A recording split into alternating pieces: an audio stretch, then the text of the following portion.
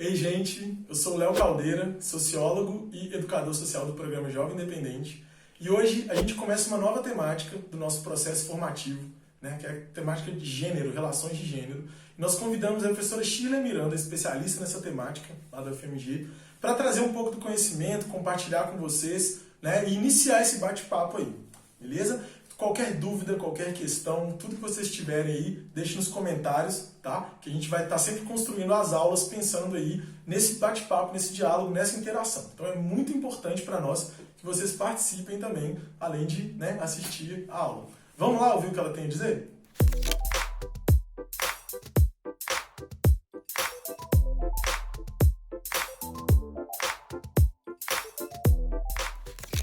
Bom dia, meu nome é Shirley Miranda, eu sou professora da Faculdade de Educação da UFMG e foi com muita alegria que eu recebi o convite do programa Jovem Independente para discutir com vocês o tema gênero, os desafios e alternativas, e acho que esse convite e essa discussão vieram num momento muito importante, um momento em que atravessamos uma grave crise sanitária que é sobretudo agravada pelas disposições políticas negativas que nós temos no momento, né, e que acaba fazendo com que as desigualdades que nós já conhecemos se aprofundem e nos colocando muito de frente com a dificuldade de lidar com a morte.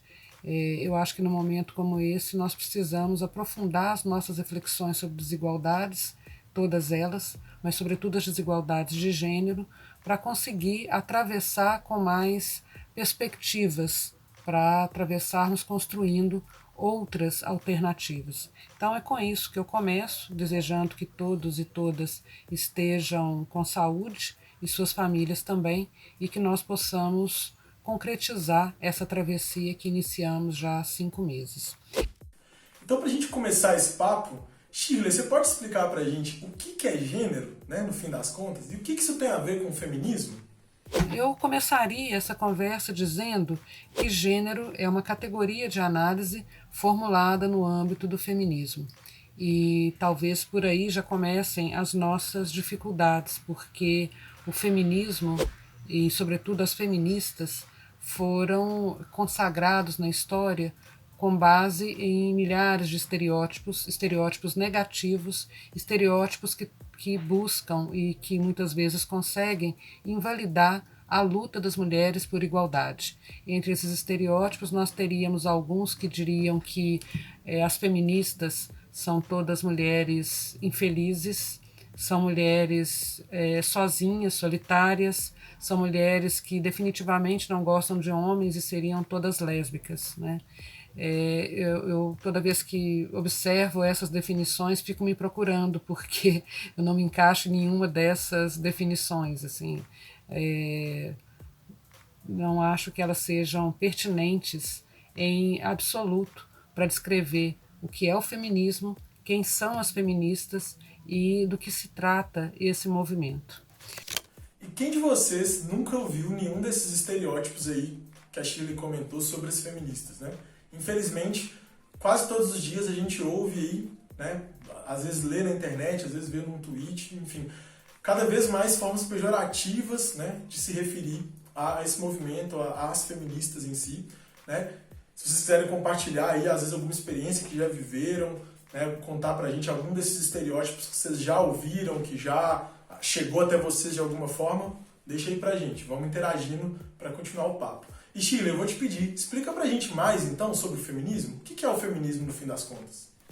Bem, nós vamos, para dar continuidade então à reflexão sobre esse tema, é importante a gente se perguntar o que é o feminismo e para traçar uma resposta que seja mais objetiva, eu vou recorrer a esse livro, Sejamos Todos Feministas, da Chimamanda Ngozi Adichie, mas ela narra um episódio que nos ajuda a entender ou a começar a pensar sobre a que se refere o feminismo.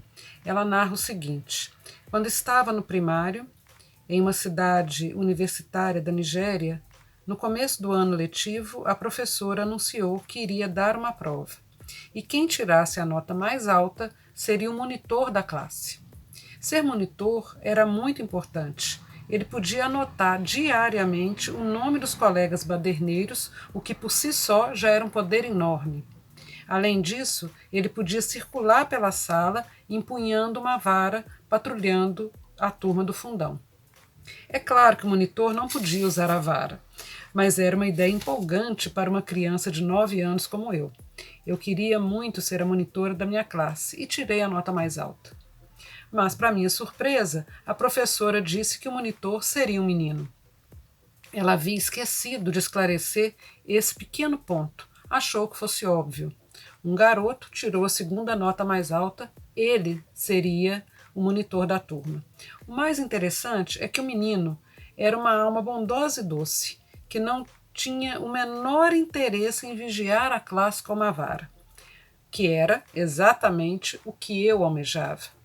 Mas eu era uma menina e ele, menino, e ele foi escolhido. Nunca me esqueci desse episódio. Se repetimos uma coisa várias vezes, ela se torna normal. Se vemos uma coisa com frequência, ela se torna normal. Se só os meninos são escolhidos como monitores da classe, então, em algum momento, todas nós vamos achar, mesmo que inconscientemente, que só um menino pode ser monitor da classe. Se só os homens ocupam cargos de chefia nas empresas, começamos a achar normal que esses cargos de chefia só sejam ocupados por homens. Então, esse episódio nos ajuda a pensar no que significa essa normalidade e como ela vai sendo construída e perpetuada a partir de episódios que vão sendo por nós considerados normais, né? O episódio narrado pela Chimamanda nos faz refletir um pouco sobre as disparidades nas lógicas de poder, mas há ainda outros dados que nos fazem pensar nessas disparidades. Um levantamento da Organização Mundial de Saúde, por exemplo, nesse contexto da pandemia, indica que 70% dos profissionais na linha de frente são mulheres. A gente até poderia se perguntar, mas não são mais homens do que mulheres os médicos? Sim, nós temos mais homens do que mulheres que são médicos, né? Só que os profissionais de saúde não se resumem aos médicos. Nós temos enfermeiros, técnicos, e todos esses estão na linha de frente. E 85% desses profissionais ou dessas profissionais são mulheres.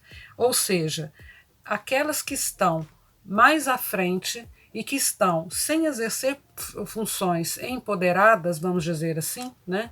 As funções que são menos remuneradas é que tem as mulheres à frente. E são exatamente essas que estão na linha de frente do combate à Covid e são exatamente essas as primeiras acometidas por esse problema de saúde.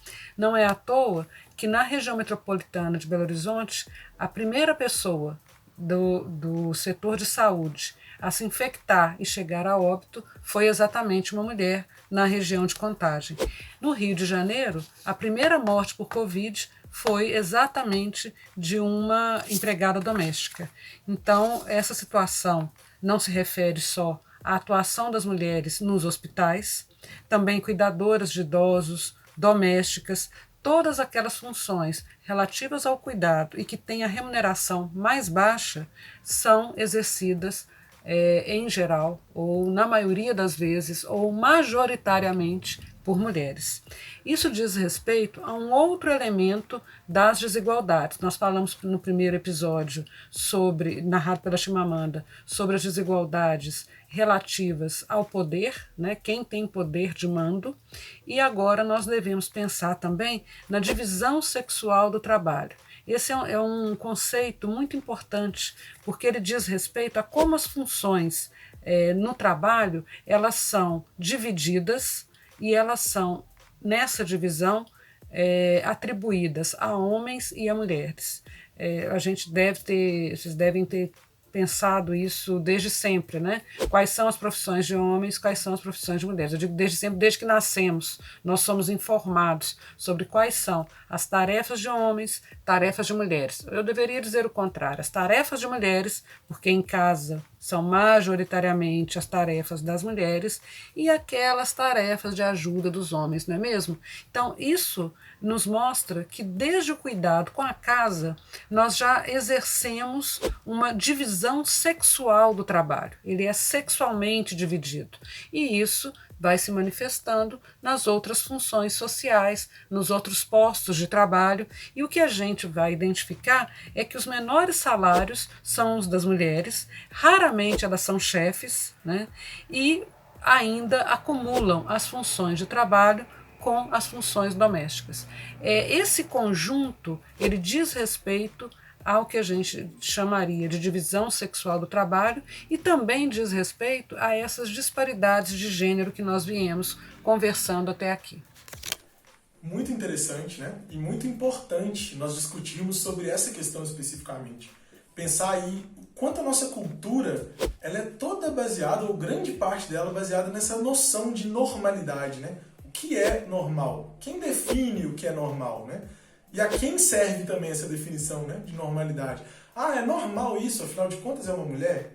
Ah, é normal essa pessoa passar por isso, afinal de contas é um homem? Né? Quais são as consequências desses comportamentos aí nas relações, né? Na sua vida pessoal, nas pessoas que estão à sua volta, né? Nesses exemplos que a Shirley citou? Por que é tão normal homens ocuparem cargos de chefia? Será que a gente já parou para pensar sobre isso? É isso que nós estamos convidando vocês, né? A pensar um pouco nessas relações e de que elas não são naturais, não são dados da natureza, né? Isso são construções que a nossa sociedade e que a nossa cultura tem e muitas vezes impõe sobre nós, né? Por isso que o papo aqui não se encerra agora, tá? A gente só está começando esse papo, a gente está querendo lançar para vocês aí uma série de questões, de perguntas. Inclusive eu quero muito que vocês respondam essas perguntas aqui nos comentários para a gente poder continuar esse bate-papo, como eu já disse. E pensar nos próximos temas. Então, a Shirley já tem questões novas para trazer, vai ficar para o próximo vídeo. E não se esqueça que a participação é fundamental para que a gente construa os próximos passos, né, do nosso bate-papo, da nossa conversa. Tranquilo? Então é isso, um abraço, espero que vocês tenham gostado e logo a gente continua aí com esse papo na próxima videoaula. Um abraço.